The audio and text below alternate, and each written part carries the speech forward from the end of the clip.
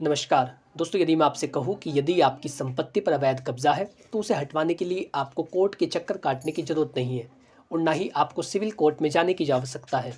यदि आप चाहते हैं अपनी संपत्ति से कब्जा हटवाना तो केवल एसडीएम साहब की मदद से, जो उप जिलाधिकारी है, आप उनकी मदद से बहुत ही जल्द अवैध कब्जाधारी को सबक सिखा सकते हैं और अपनी संपत्ति को वापस ले सकते हैं। ये जानकारी आज के वीडियो में मैं आपको देने वाला हूँ कि बिना सिविल कोर्ट में जाए आप अपनी संपत्ति को वापस कैसे लेंगे और इसका पूरा क्या प्रोसीजर होता है। जो बीएनएसएस भारतीय नागरिक सुरक्षा संहिता है, जो नया कानून पूरे भारत में लागू हुआ है 1 जुलाई 2024 से, उसके तहत आप अपनी संपत्ति को किस प्रकार से वापस पाएंगे, आप किस प्रकार से बिना कोर्ट में जाए अपनी संपत्ति को वापस ले सकते हैं एसडीएम साहब की पावर का प्रयोग करके। तो यदि आप जानना चाहते हैं तो अंत तक वीडियो में बने रहे। विधि वार्ता के इस खास एपिसोड में आपका स्वागत है, जहां पर मैं आपको बताऊंगा कि बिना सिविल कोर्ट में जाए अवैध कब्जाधारी को सबक किस प्रकार से सिखाया जा सकता है। यदि आप जानना चाहते हैं तो अंत तक वीडियो में बने रहे। यदि आपका इससे रिलेटेड कोई भी सवाल हो तो बिना संकोच किए कमेंट बॉक्स में पूछिए। बहुत ही जल्द जितना जल्दी हो सके मैं उसका आपको उत्तर दूंगा।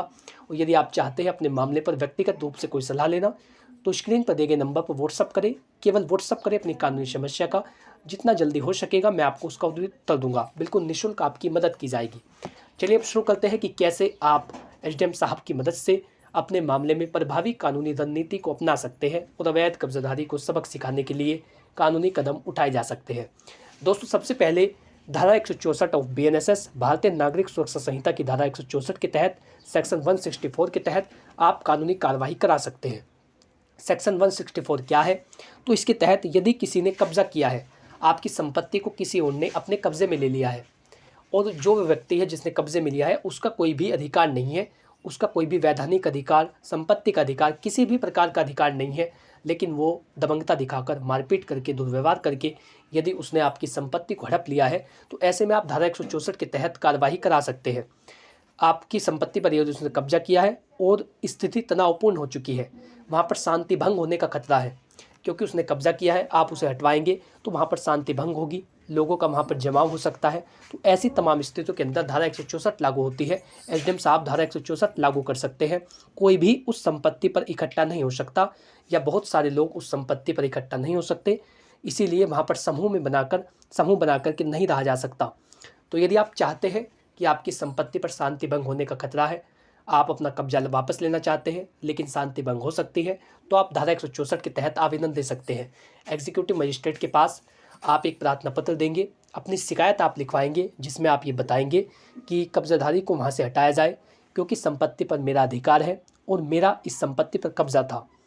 आप उसमें ये बताएंगे कि संपत्ति आपके नाम किस प्रकार से आई है या आपके संपत्ति संबंधी कौन से अधिकार है, आपका मालिकाना हक संपत्ति में किस प्रकार से है, दूसरे व्यक्ति ने कौन सी गतिविधियों का प्रयोग करके आपकी संपत्ति पर कब्जा किया है, इसका विवरण भी आप देंगे।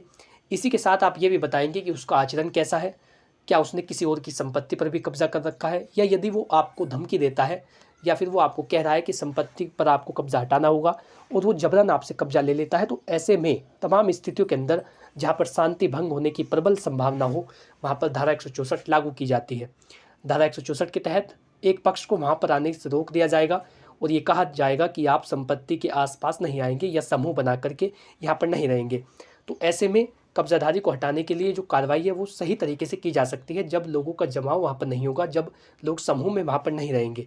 अवैध कब्जाधारी को तुरंत हटाने का आदेश धारा 164 के तहत आप ले सकते हैं, लेकिन इसकी ड्राफ्टिंग बेहतर तरीके से हो, इसकी जो प्रभावी कानूनी रणनीति है उसके लिए आप एक ऐसा प्रार्थना पत्र लिखवाएं जो अधिकारी को कार्यवाही करने के लिए बाध्य कर दे। जब आप प्रार्थना पत्र दे देते हैं उसके बाद थानाध्यक्ष को आदेश किया जाता है, जो आपके थाने का जो अध्यक्ष है, आपके पास वाले पुलिस स्टेशन का, उसको आदेश दिया जाएगा। वो अपनी रिपोर्ट बना करके एग्जीक्यूटिव मजिस्ट्रेट के सामने देगा। वो ये बताएगा कि क्या वास्तव में शांति भंग की संभावना है और यदि है तो वो आपको रिपोर्ट बना करके एसडीएम साहब को रिपोर्ट बना करके देगा और उसके बाद आदेश जारी किया जाएगा कि वहाँ पर कोई भी व्यक्ति समूह बना करके ना रहे या फिर दूसरे पक्ष को वहाँ से हटा दिया जाएगा। इस तरीके से आप इस धारा का लाभ ले सकते हैं। अगर वह आदेश की मांग नहीं करता या फिर आदेश को वो नहीं मानता है तो ऐसे में पुलिस को कार्यवाही करने की शक्ति मिल जाती है, पुलिस उसको वहाँ से जबरन भगा सकती है। तो आपको आपके मामले में धारा 164 बहुत महत्वपूर्ण होगी, बहुत ही महत्वपूर्ण इसका प्रावधान होगा यदि आप धारा 164 के तहत कार्रवाई कराने के इच्छुक हैं। अगर कब्जा हटवाने में शांति भंग हो सकती है तो ये कानून लागू हो सकता है और धारा 164 के तहत उस व्यक्ति को वहाँ से बेदखल करने के लिए प्रभावी कानूनी रणनीति अपनाई जा सकती है। दोस्तों, ये पहला तरीका था जिसमें आपने जाना कि धारा 164 ऑफ BNSS भारतीय नागरिक सुरक्षा संहिता की धारा 164 के तहत कानूनी कार्रवाई कैसे कराई जाए। अब आप दूसरा तरीका जानेंगे, वो है धारा 144। धारा 144 भारतीय नागरिक सुरक्षा संहिता के तहत कब्जाधारी को वहाँ से हटाने के लिए SDM साहब आदेश जारी कर सकते हैं, लेकिन इसकी भी एक पूरी कानूनी प्रक्रिया होती है। बेहद प्रभावी कानूनी प्रावधान है जिसके तहत कब्जा हटाने का आदेश दिया जा सकता है। कब्जा होने पर शिकायत दे। धारा 144 के तहत आप मांग करें कि कब्जाधारी ने बिना किसी वैधानिक प्रावधान के, बिना किसी कानूनी अधिकार के आपकी संपत्ति पर कब्जा किया है और आप चाहते हैं अपनी संपत्ति से कब्जा हटवाना। आपके पास इतने पैसे नहीं है कि आप कोर्ट में जा सके और वहाँ पर शांति भंग होने की संभावना है, या यदि शांति भंग ना भी हो तो आप धारा 144 के तहत केवल ये आवेदन करते हैं कि आपकी संपत्ति आपको वापस लौटा कर दी जाए, और SDM साहब के द्वारा फिर उस व्यक्ति को नोटिस जारी होंगे, उसको बुलाया जाएगा कि किस अधिकार से उसने कब्जा किया है। धारा 144 के तहत जब आप आवेदन कर देंगे, जब आप शिकायत दर्ज करा देंगे, आप बता देंगे कि आपका नाम, आपके पिता का नाम क्या है, आपकी संपत्ति किस मौजे में स्थित है, क्या उसका खसरा नंबर है, क्या उसका प्लॉट नंबर है।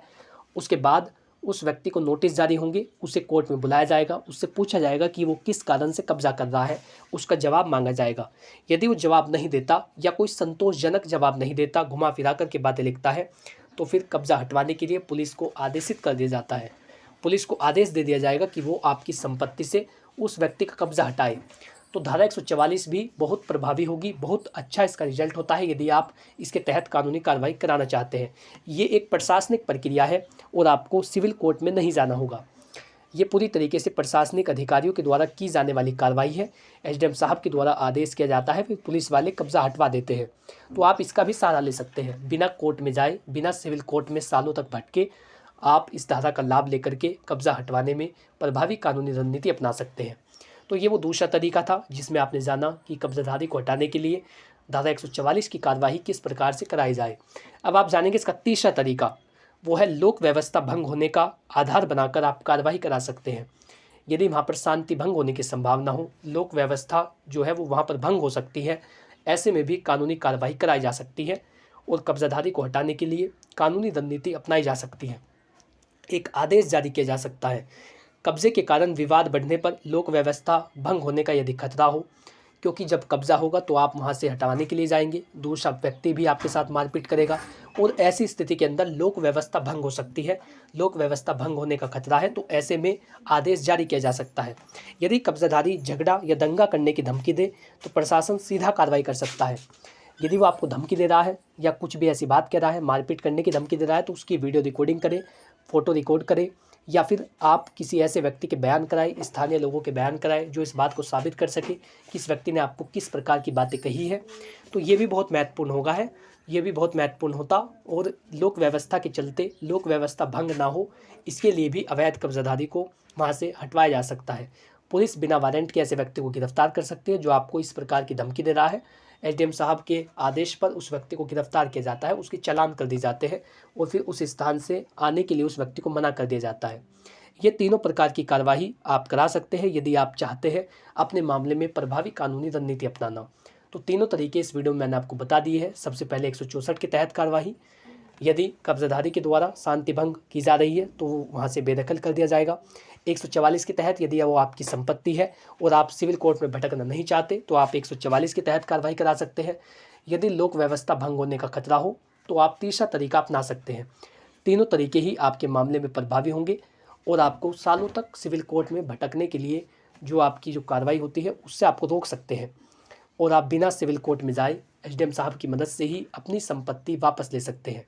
तो यदि आपको वीडियो अच्छा लगा है तो वीडियो को लाइक करें और चैनल को सब्सक्राइब कर ले, ताकि इसी प्रकार की महत्वपूर्ण वीडियो, लीगल नॉलेज, विधिक परामर्श, आपके अधिकार, कानूनी जानकारियाँ, सरकारी योजनाओं के नोटिफिकेशन, समाज के नए मुद्दे, आप उनसे क्या सीख सकते हैं, सारी जानकारी बिल्कुल मुफ्त में आप तक पहुँच सके।